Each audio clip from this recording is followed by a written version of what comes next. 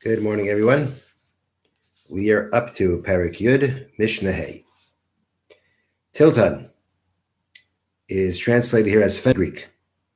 Shanav l'sei chabar shal yayin, that fell into a pit of wine. B'truma meiser sheni.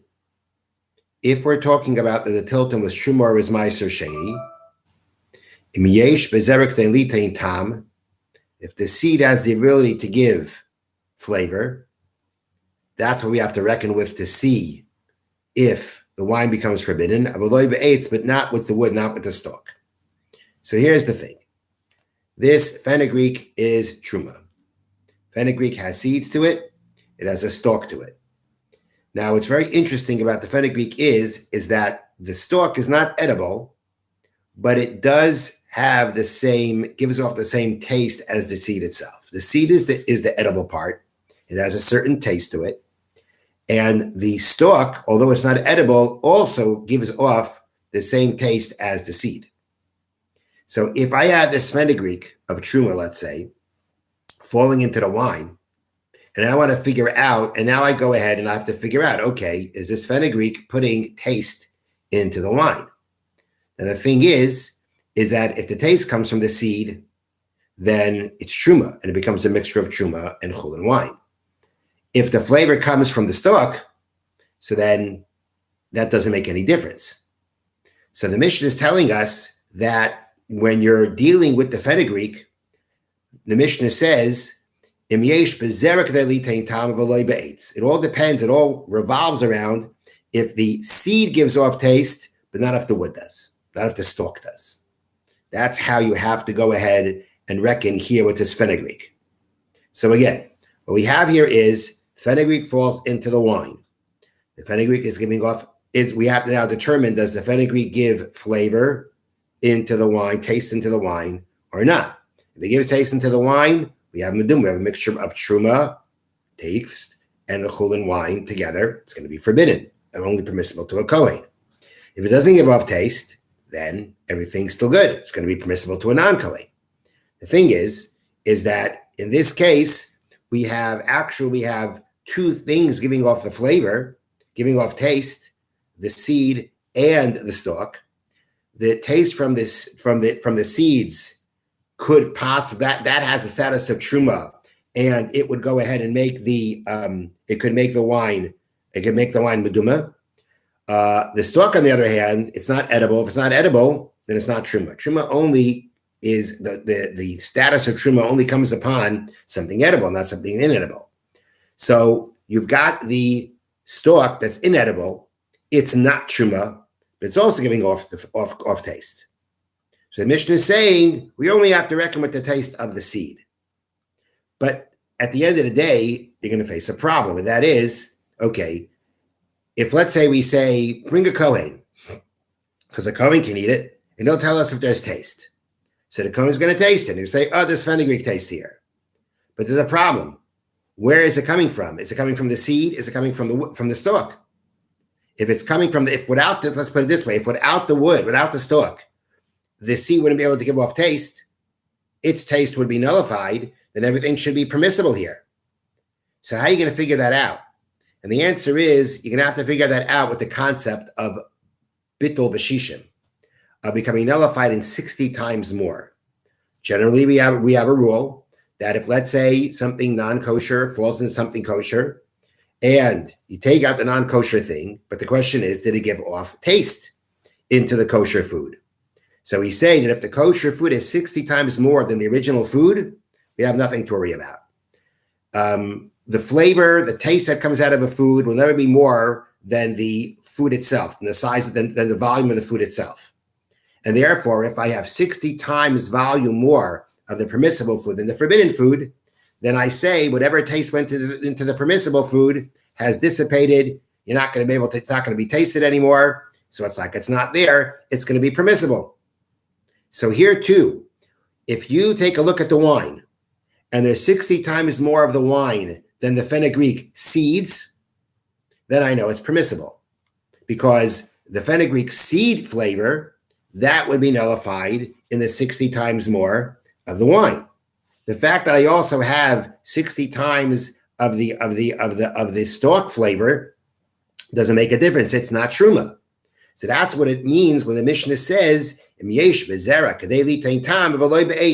if there is in the seed to give taste and not in the wood. I have to reckon with the seed. That's the only thing I have to reckon with. And therefore, if I have 60 times of the wine more than the seed, it's going to be permissible to non-Kohanim. Now, the Mishnah said this, but Truma uva Meiser Sheni. If the case was the fenugreek was Truma, or if the fenugreek was Meiser Sheni. Meiser Sheni, as we've learned, is after when you have produce, you separate some of it for the Kohen, and then a tenth of the remainder for the Levi, and then the second tenth, depending on the year, actually has a sanctity that you are the one who eats it, the owner eats it, because in the third year, in the following year of the Shemitah cycle, which would be in the third year, there it goes to the poor. But in the first and second year, where the Meiser Sheni is sanctified to eat in Yerushalayim, and that's what you do. So if the fenugreek was Meiser Sheni and it fell into the wine, the question is that if the fenugreek gives over a taste into the wine, then the wine is a mixture of chulin and Meiser Sheni. I'm going to have to bring it to Yerushalayim to consume it there. So again, we work with the same thing. If there is 60 times more of the wine than the fenugreek, then the fenugreek seeds, so then the Meiser Sheni taste that comes out of the fenugreek seeds would be nullified, and therefore you could drink this wine anywhere that you want. The flavor from the stalk makes no difference because, again, Meiser Sheni only takes effect on something edible and not something that's inedible. There's an interesting question here that has to be brought up, and that is, in the case where the fenugreek falls in, so it fell in, and now it's a question of, okay, did it have flavor or not? If you're the only time typically on such a short period of time, it fell in, right? Now you take it out. The only time that's going to be an issue to say, there's only be a question of the taste from the fenugreek going into the wine if it's hot. The wine has to be hot. If it's not hot, then there's no transfer of taste. So what's the case here exactly when we say the fenugreek fell into the wine and we're questioning, and we're dealing with the taste that comes from the seed? There is no taste if there's no heat. There's no taste that comes out without heat. So therefore, the way that the Yad HaRambam brings an answer here to that question is, right, so Chas Teidaba suggests, based on that the strength of raw wine can draw out the flavor of the fenugreek, even if the fenugreek is removed immediately. If the fenugreek were to fall into water, however, the water does not become forbidden, unless it is in the water long enough to sink to the bottom. Okay, not sure what that means. But basically, if this fenugreek were to sit in the water for 24 hours, that also would bring out the flavor.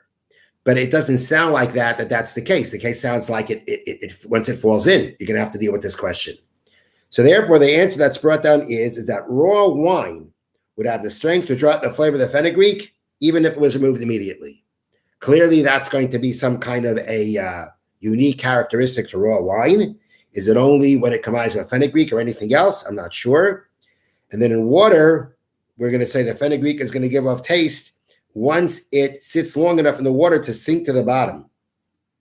That sounds like, again, that doesn't sound like it's 24 hours. So how to explain this, I'm not sure. But this is how they deal with the question of why we even dealing with a question of flavor when there's no heat. All right. The Mishnah moves on now. Now, let's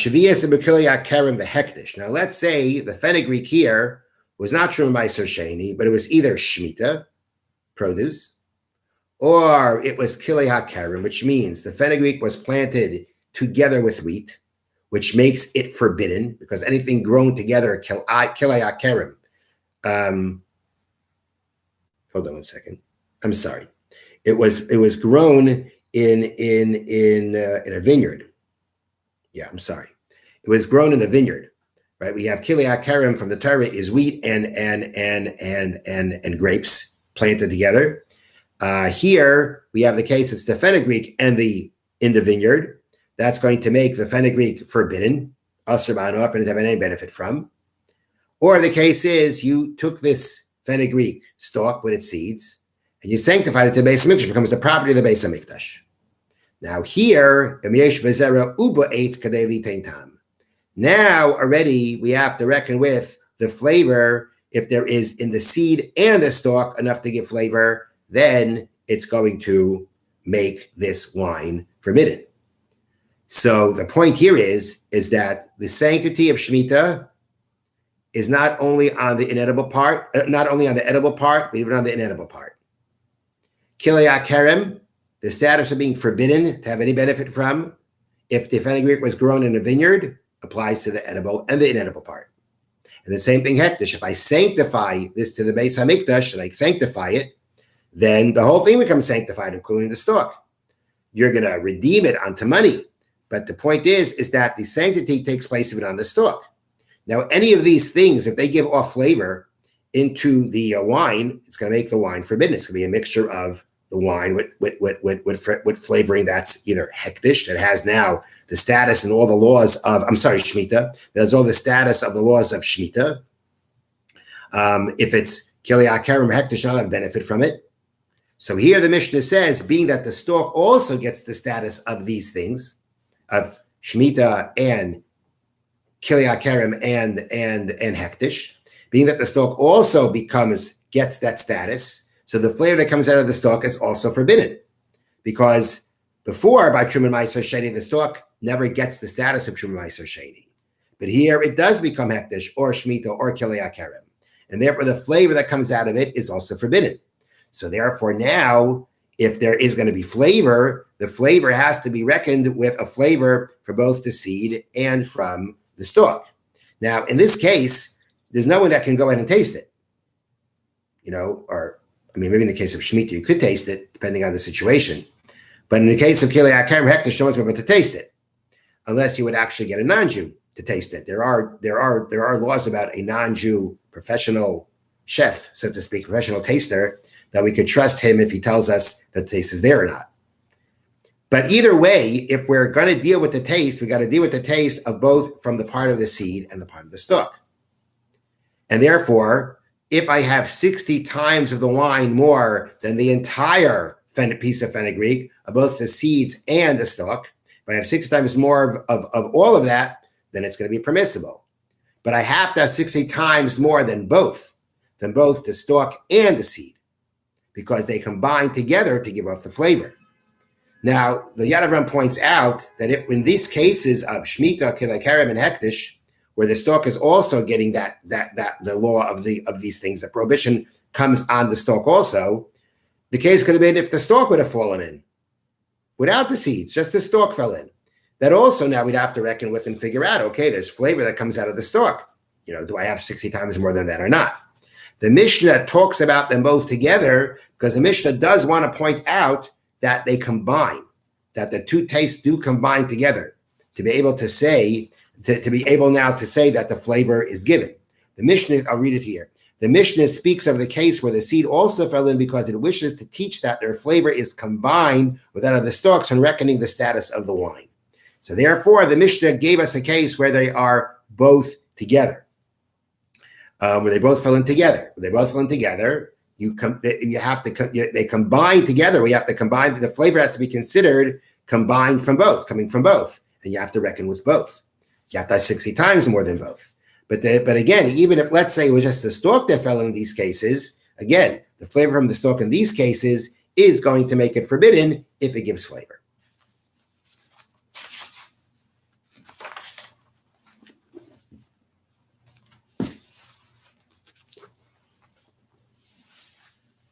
Okay.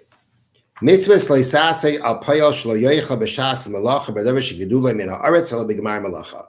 Prohibition against the worker to eat during the work on the produce by something that grows from the ground until the end of the work.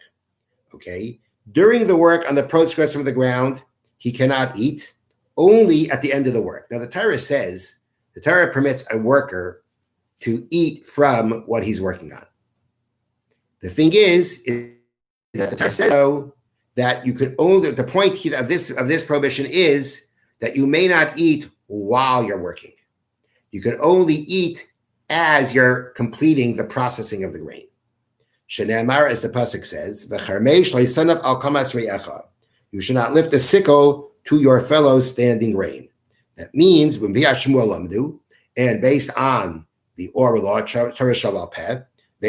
taught, they learned. The pasuk means that while you are actually involved in using the sickle to harvest, don't lift the sickle for your purposes of eating. So that means that while you're harvesting, you cannot eat it. You can only eat it at the point of completion. Now, the point of completion here means, as we mentioned as we've been studying Mishnayos, that we know that every grain has its point of completion, that its process is completed, and at that point it becomes obligated in Trumas and Maasros. There is before the process of completing, and then there is certain things that you do in the field with this grain that you have harvested to be considered, okay, it's already the processing, whatever has to be done in the field is done, now it's going to get moved to the silo. So the point is that only at that point of when he's working in the grain, that as he is completing the processing, that's when he can eat from it. Beforehand, he can't. The next prohibition,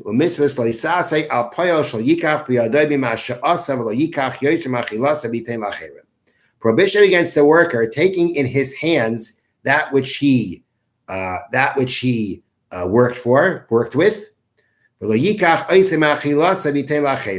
nor can he take more than what he eats and give to others.